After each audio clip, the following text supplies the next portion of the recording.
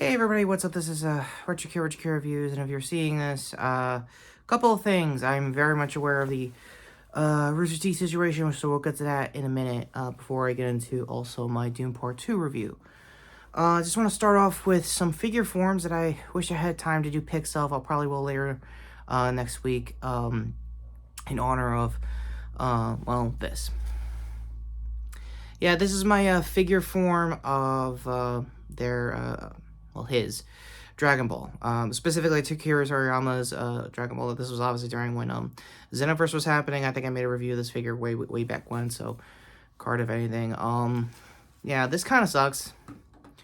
Knowing that he passed away in Toriyama's case, so no moment of silence because I'm pretty sure almost everyone of the DBZ, GT, even Team 4-Star themselves have had their thoughts of the whole thing. This is still pretty fresh for me, even reading the news over the weekend, probably when you see this next week. That being said, yeah, there's no getting around it saying it. Dragon Ball has been rolled around for very good reasons. I remembered, I think Spanish television or a lot of Mexican networks pretty much live streaming the subs as they were airing with the final arc, I want to say, of final tournament arc of Dragon Ball Super. There's some old viral footage of them just freaking out of the Tournament of Power, if anything. That's kind of the big influence I think Toriyama has made throughout his career with not just Dragon Ball, but I think co-producing I think Naruto, although when that live action remake drops probably next year now, knowing my luck. Yeah, I'd say he was one of the cornerstones of shonen anime, is putting it mildly. If you only just know him from Z like me, he's done a lot more since then. Team 4-Star's own Scott, obviously Kaiser Neko, has made a long list of DB December countdown videos in between their ending of their adaptation of the series with Abridged. Just discussing how he was like even during Ball, during all the other eras of Dragon Ball. There's no getting around it. He is an influence of not just like the genre in general when it comes to manga and anime, but he is very influential world renowned. I think Hassan Piker talked about other countries that got him more world renowned acclaim. Even like some old school beef with other countries and stuff like that. Don't want to be too political here at a moment like this, obviously. So with that all said, my history with Dragon Ball is basically the most obvious. If you know any average American channel like myself, will tell you the same thing. Yes, of course I saw it during Toonami. Yes, of course I saw through most of all the eras of it. I've sat through Z first, like every American broadcast. Yes, of course, Ball was our prequel, even though it was the original series at the time. I'm very much aware of that now after the fact. And yeah, I'm almost very much aware that I'm still not going to do a Dragon Ball Evolution review. For the three of you who thought I would, nah, not there yet, no. But other than that, that is kind of my thoughts on the whole thing. My condolences go out to Toriyama-san and his family. I clearly hope nothing for the best for his legacy going forward. I'm almost assuming it's all but assured with most of the fan base, obviously. And, yeah, as much as I would love to do my moment of silence, I have to get to the other biggest elephant in the room that also happened earlier this week. RT shutting down, and before you ask, yes, I have my figure format for that as well. This is my, I think, old school Todd McFarlane I guess, nowadays figure line, Halo 2, multiplayer figure. And to say I always wanted to do a RVB, season with this as my OC into the franchise, is putting it mildly. I absolutely adore and respect, RT. Go to my 20th anniversary review, discussing my thoughts of current RT in general. And let's get the obvious elephant out of the room. Yeah, the last couple of years was not their best years. You could tell they were dipping in views as time went on. I don't want to blame names because they didn't want either, even their sort of not farewell video. They're got 60 days, if you saw the news, to basically do IP management with what they have, like I said, with RVB, and obviously Ruby. I also did a review for the first half of their crossover with the Justice League. In case you can tell the news, I think that's going to be on hold until I get an idea who owns what still. if anything. I'm still gonna do it regardless, as respect to not just the RWBY fan base, but for RT in general. I have grown up with most of these personalities myself. Yes, I don't want to use the term parasocial, but it has been like that at times with most of the community. You can definitely tell.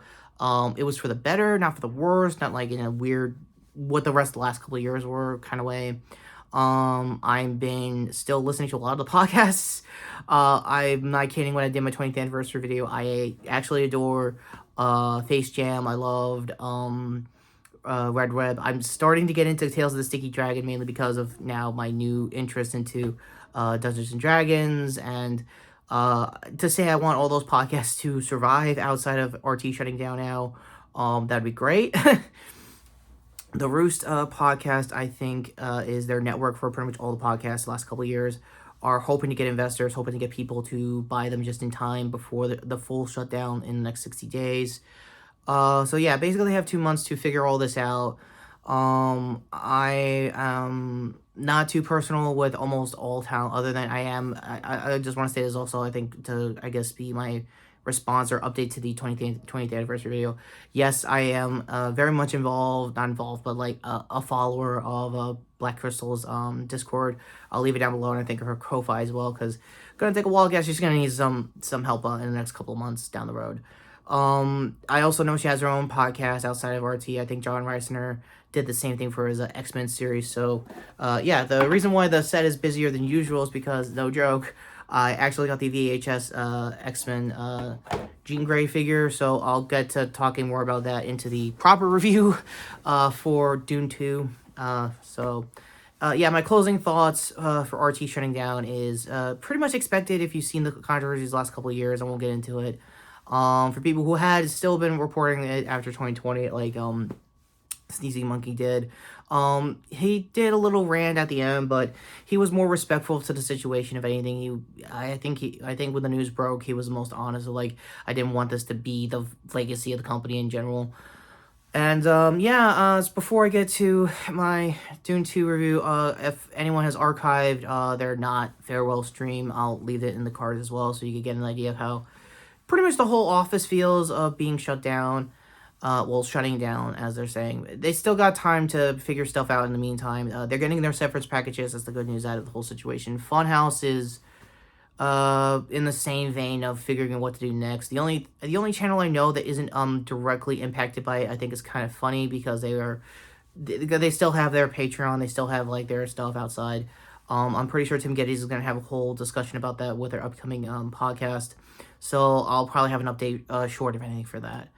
That's kind of how I feel with the news. So sadly, with that said, I have to now, I guess, transition into my Dune 2 review. So yeah, this is going to be a figure review, and I've been kind of manifesting this in my head for about a good 3 years since part 1, to do the sleep of, I guess Paul's visions of like Arrakis, Christopher Walken, and all that kind of stuff. But in case you could tell, the news didn't want me to do a very funny cold opening, so thanks for that, David Zaslav.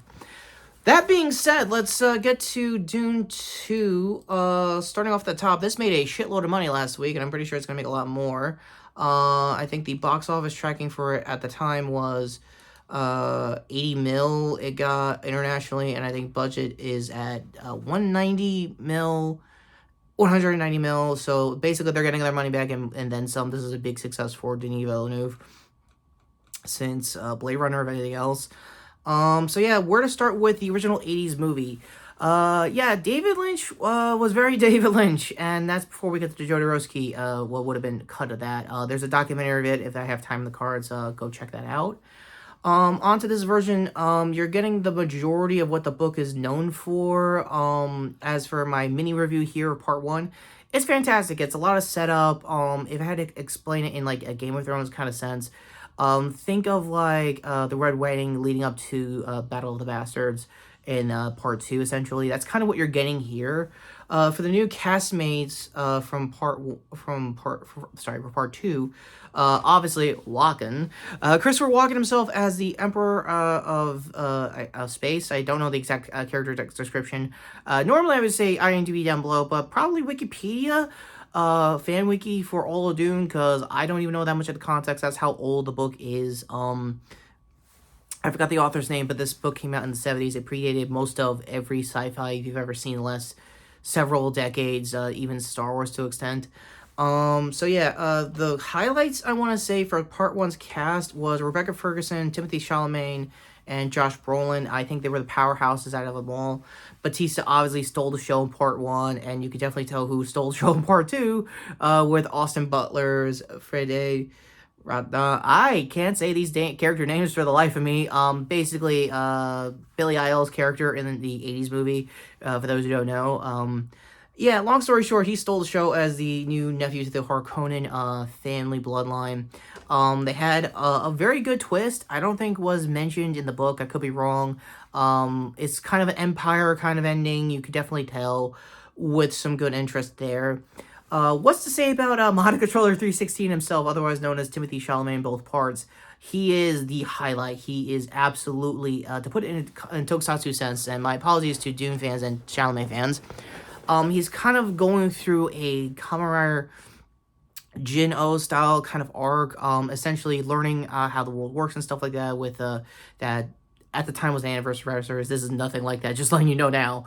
The reason why I'm making parallels to it is mainly the final arc, because he was prophesized, I think, in the book to be the white savior complex, but like with extra steps in space context for Arrakis, aka Dune.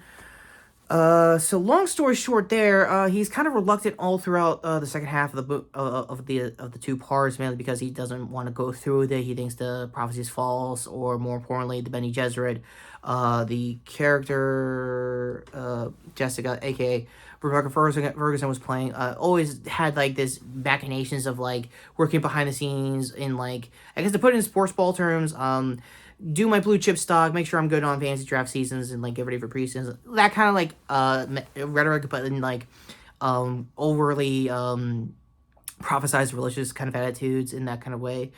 So for the new style cast, speaking of the Bene Gesserit, Charlotte Rapidy, if I remember her name right, did a great job as a Reverend Mother. She is clearly in like that Game of Thrones, Lady of the Dead, made all the backstabs all along kind of type character, but done very well. Not correct, but like came correct if anything else when it comes to the costuming. The costuming in general better be winning next year's Oscars or anything, because every single thing Florence Pugh was wearing throughout all of this is top tier drip of any kind. I'm gonna be honest with you on that. For Walken himself, he had the least amount of screen time, basically bookending the part, being in the character-wise being a map of silence of pretty much screwing over the Atreides to putting him into Dune, and basically get some spice out of all of it. It's a lot of trade negotiations, and for those who are Star Wars prequel fans, but with the spice. So long story short, if you saw this or the original 80s movie, you're going to get a lot of the jokes that South Park and a lot of other shows have basically parodied over the years. But for Denise's case, both parts are kind of the same thing, but with like better purpose, more stakes, if anything, with that. The soundtrack is pretty much god tier. I don't know where to start on that. So Hans Zimmer did the best with what he normally does with the material. That's saying it nicely. If you saw the Variety, I think, interview with his production team, you can see how much of an inner musical theater nerd he was, just getting all that together. That having said, I'm not going to spoil much of the movie and the plot itself. It's very dense, especially for the book itself.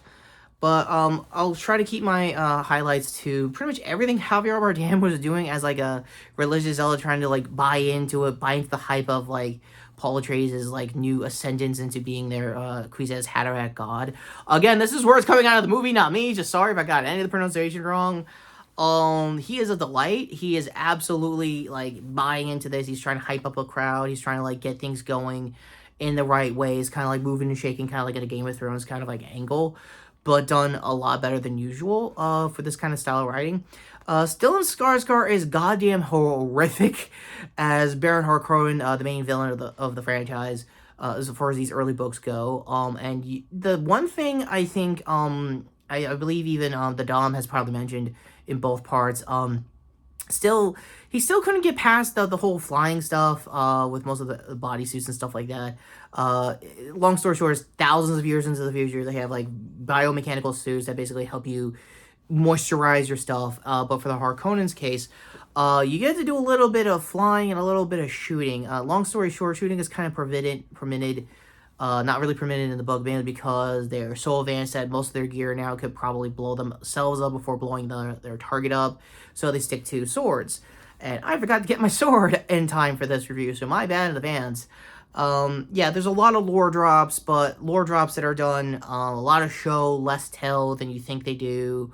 They have a very, nuanced perspective of the Fremen, of how basically their side of the planet Dune works. Their politics are very different than I think there is even in the book.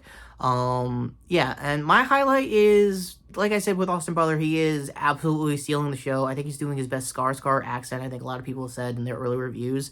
You can definitely tell that is probably going to be his bag for a while, because I saw a very viral video of him getting ready for Heat 2. For those who don't know, I absolutely love Michael Mann's Heat. I'll probably do a retro review of it when it turns 30 next year, in time for the sequel, and probably get that, I guess, the novelization of what would have been the sequel now going to be the sequel. So, if anything, if I had to pin what kind of character Butler's going to be for that movie, he's going to probably be the Val Kilmer character, if anything.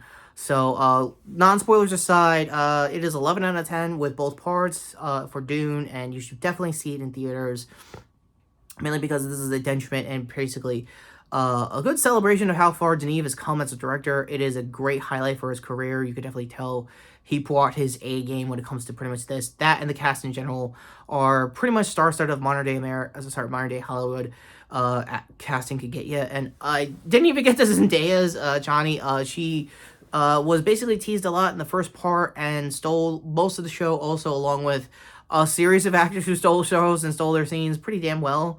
In Zendaya's case as well.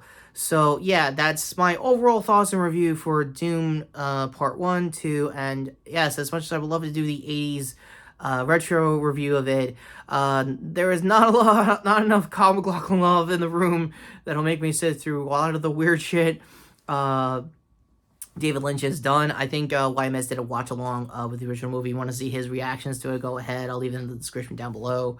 And with that all being said, with a very dense, speaking of Dune, video than usual, go to my upcoming review of the Marvel Legends VHS. Wish I had time to get the 97 Jean Grey for that video, probably next week. Other hand here to my overall shorts, obviously my non-spoiler shorts for Avatar, the Netflix series. Gear here to sub the channel, hit the notification bell down below. And until next time, I am Retrokid Review saying, the spice must flow in very weird ways. But before I close out, I just still want to say my heartfelt apologies to RT. I hope they all land on their feet. A lot of them are more optimistic with the departure of anything else, which is good news. And also, yeah, get that bag while you're there. Source Severances go. Just saying.